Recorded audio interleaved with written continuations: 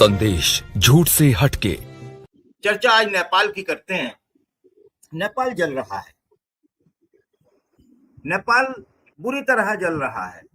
मैं सबसे पहले खान साहब आपके पास आता हूँ, आप डॉक्टर सलीम साहब आपके पास आता हूँ। खान साहब कह देने से कभी कभी ऐसा होता है कि हाँ आप समझते हैं, तो मैं आपके पास आता हूँ डॉक्टर साहब। ये नेपाल में क्या हालात हैं और अभी सेना ने उसे संभाल लिया है, सेना ने मतलब टेक ओवर कर लिया है। उन्होंने कहा है आंदोलनकारी अपने अपने घर में चले जाएं, लेकिन सवाल ये है कि वहां युवाओं का गुस्सा फूटा क्यों? थोड़े से हालात बताइए और थोड़ा सा कारण। जी जोशी साहब, मैं ऐसा समझता हूँ कि जो बम का बारूद का जो वो होता है, जखीरा होता है, उसको एक तीली की जरूरत पड़ती है और आमतौर से वो उस तीली की पे बहुत बातचीत होती है, लेकिन उसके पीछे जो बारूद जमा हुआ होता है उसकी तरफ कम बात होती है। तो ये जो कुछ हुआ सोशल मीडिया का, ये तो बस एक आप ये समझ लीजिए कि इससे दो संकेत है कि ये सरकार किस तरह से अपने युवाओं के जज्बात और एहसासात से बिल्कुल अनजान थी। यानी उसको एहसास ही नहीं था कि वो ये जो फैसला कर रहे हैं उसका क्या जो है वो प्रभाव नौजवानों पे पड़ेगा। तो बिल्कुल ऊट पटांग किस्म का उन्होंने फैसला कर दिया बगैर ये जाने। इससे मतलब इससे ये पता चलता है कि ये जो सरकार थी ये पूरी तरह अपने लोगों से, अपने नौजवानों से कटी हुई थी। और इस फैसले के बाद जो अंदर लावा पक रहा था, जो आतिशफिशा पहा जमा हो गया था, वो अचानक फट पड़ा। मतलब नौजवानों ने ये सोचा कि अब बहुत हो चुका, अब इससे ज्यादा बर्दाश्त नहीं कर सकते। तो उसके बाद से फिर जो कुछ हुआ वो हुआ। आपने प्रस्ताविका में बताया कि इसके पीछे कई कारण है। ये जब नौजवान निकले तो इन्होंने सिर्फ सोशल मीडिया बैन की बात नहीं की, बल्कि इन्होंने जो है वो भ्रष्टाचार की बात की और करप्शन के खिलाफ नारे लगाए।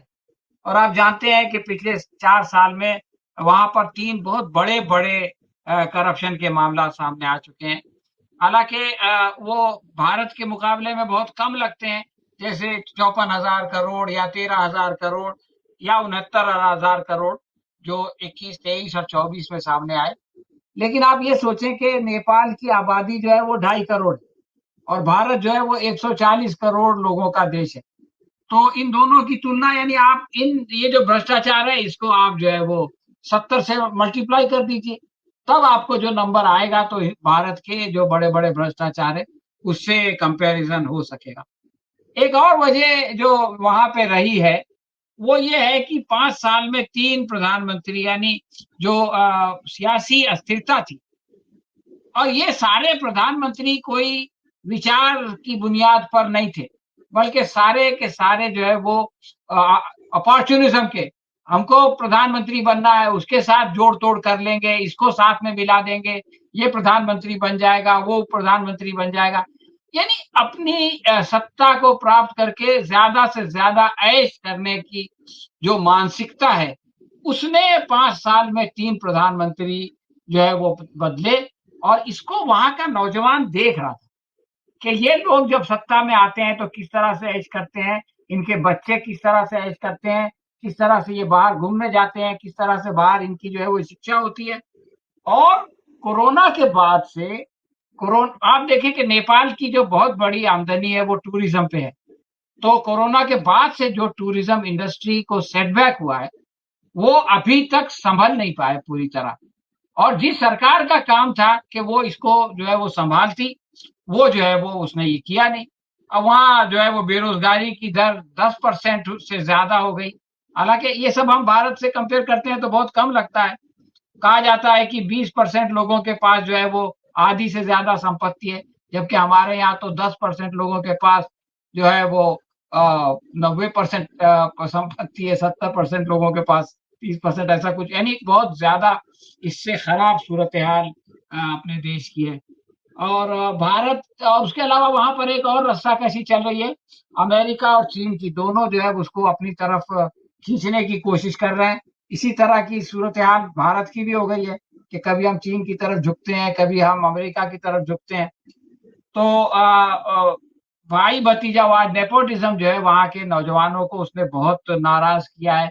और एक शेर पढ़ के मैं बात आगे बढ़ाऊंगा, खत्म करूंगा बल्कि, ताकि दूसरे राउंड में बात हो सके। कि हबीब जालिब नाम का एक शायर है, बहुत मशहूर इनकलाबी शायर। उसने कहा वही हालात हैं फकीरों के, दिन फिरे हैं फकत वजीरों के। तो जिस तरह से कि हमारे यहाँ गडकरी के बेटे के दिन जो है वो फिरते हैं, अमित शाह के बेटा जो है वो माला माल होता है, लेकिन आम आदमी का जो बेटा है वो इम्तिहान की तैयारी करता है, 3 साल 4 साल पेपर लीक हो जाता है और किसी को नौकरी नहीं मिलती। तो ये जो सूरत हाल है, इसको देख देख के नौजवान जो है वो तंग आ गए। और आपने एक फारसी मुहावरा सुना होगा, तंग आमद बजंग आमद। तो जब आदमी तंग आ जाता है तब जो है वो जंग पे आमादा हो जाता है। और मैं समझता हूँ यही सूरत हाल है। वहां जो हिंसा हो रही है उसको सपोर्ट नहीं किया जा सकता। जिस तरह से वो लोग पूर्व प्रधानमंत्री को और लोगों को मार रहे हैं, दौड़ा रहे हैं, बल्कि आपने बताया कि एक पूर्व प्रधानमंत्री की पत्नी जो है वो जिंदा जला दी गई, इसका कोई समर्थन नहीं कर सकता। लेकिन इन हालात को पैदा करने के लिए जिन लोगों ने इसमें हाथ बटाया है वो जो है इसके लिए पूरी तरह जिम्मेदार है। मैं नहीं समझता कि नौजवान इसके लिए जिम्मेदार है। अगर नौजवानों का ख्याल रखा जाता, थोड़ा बहुत भी ख्याल रखा जाता, तो ये बात नहीं होती। आपने फैज की वो नज्म तो सुनी होगी कि "ऐ खाक नशीनों उठ बैठो, वो वक्त करीब आ पहुंचा है जब तख्त गिराए जाएंगे, जब ताज उछाले जाएंगे"। तो इसका मंजर पहले हमने जो है वो श्रीलंका में देखा। और मैं उसके बाद गया था श्रीलंका, तो मैंने लोगों से बात की, तो लोगों ने बताया कि असल में हम लोगों को लूटा जा रहा था और हम लोग थक गए और हमने फिर एक फैसला कर लिया। इसके बाद बांग्लादेश में हमने देखा और उसके बाद अब नेपाल में देख रहे हैं। तो ये जो चीज है कि आप जो है वो टेकन फॉर ग्रांटेड ले लें नौजवानों को और उनका जो है वो एक्सप्लॉयटेशन करते रहें और उनको जो है बिल्कुल ऐश करने लगे सरकारी खर्च पर, और नौजवानों का बिल्कुल ख्याल ना करें, तो इसकी कीमत चुकानी पड़ सकती है। इसका एक सबूत जो है वो नेपाल में हमारे सामने आया और हमारे देश के शासकों को, बल्कि दुनिया भर के शासकों को इससे सबक लेना चाहिए। बहुत शुक्रिया। बिल्कुल एक राष्ट्र के तौर पर हमारे लिए चिंतनीय है, ये बात सही है। और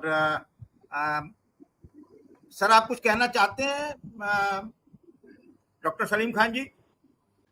देखिए जोशी साहब, असल में भारत में जो कुछ हो रहा है उससे अमेरिका का क्या फायदा होगा, क्या नुकसान होगा, चीन का क्या फायदा होगा, क्या नुकसान होगा, मैं समझता हूँ ये सेकेंडरी सवाल, प्राइमरी सवाल नहीं। प्राइमरी सवाल ये है कि भारत में जो कुछ हो रहा है उससे भारत वालों का क्या फायदा और क्या नुकसान। इसी प्रकार बांग्लादेश में जो कुछ हो रहा है, श्रीलंका में जो कुछ हो रहा है, नेपाल में जो कुछ हो रहा है, उससे वहां के लोगों को क्या मिलेगा, ये मैं समझता हूं कि सबसे ज्यादा महत्वपूर्ण सवाल है।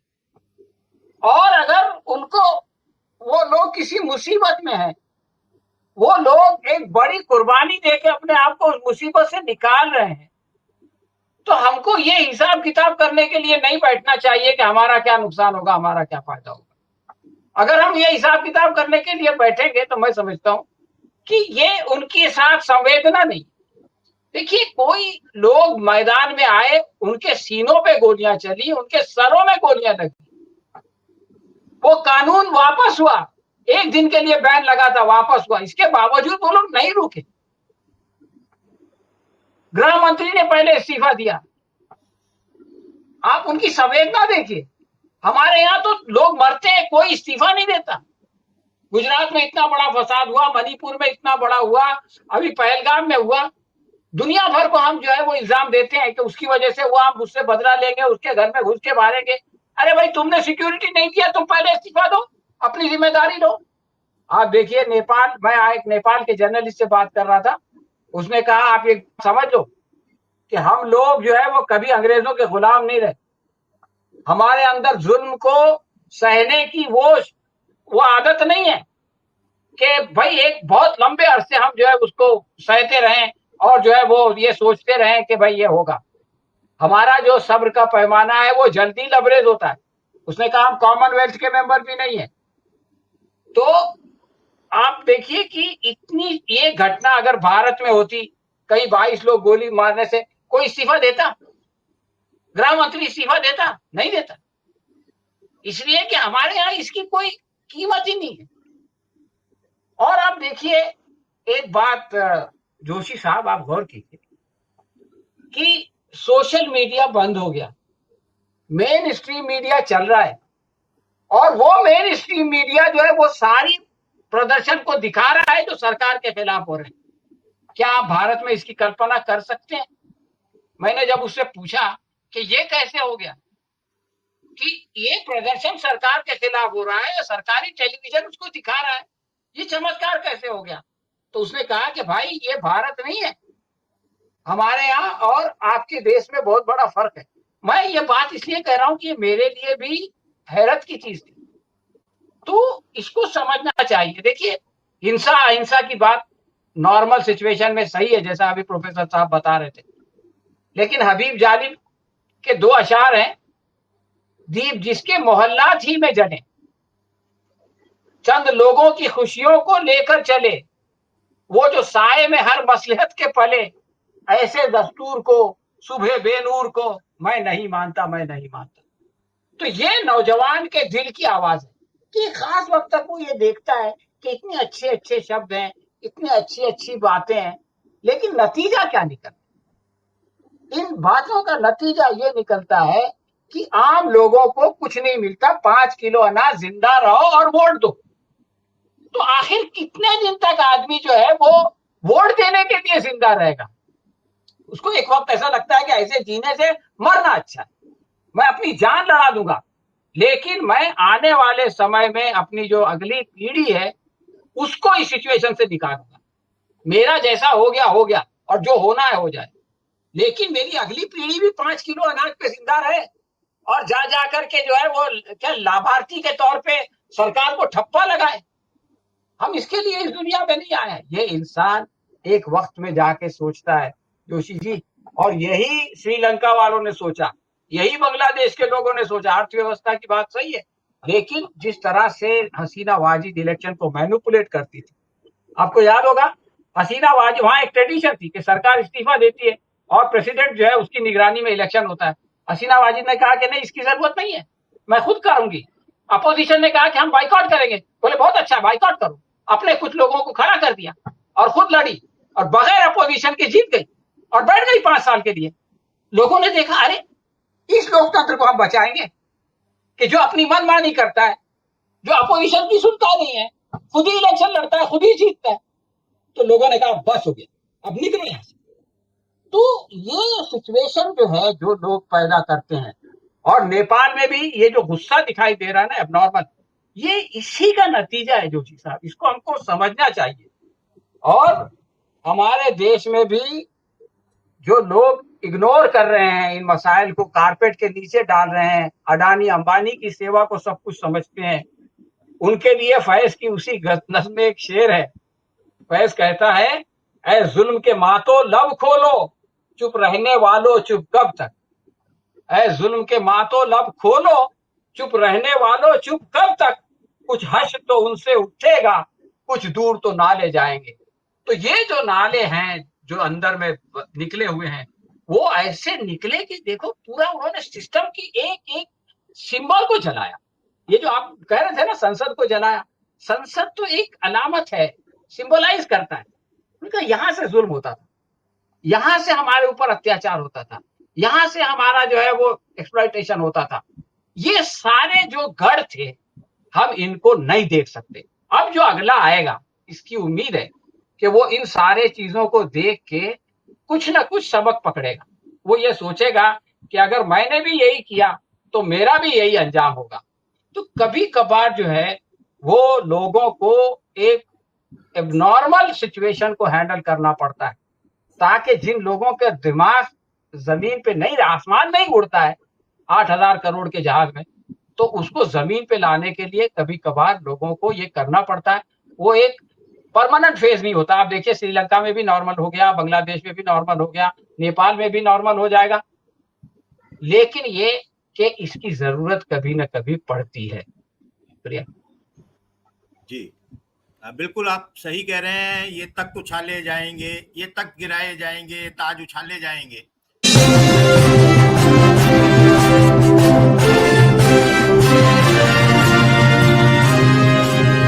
संदेश झूठ से हटके।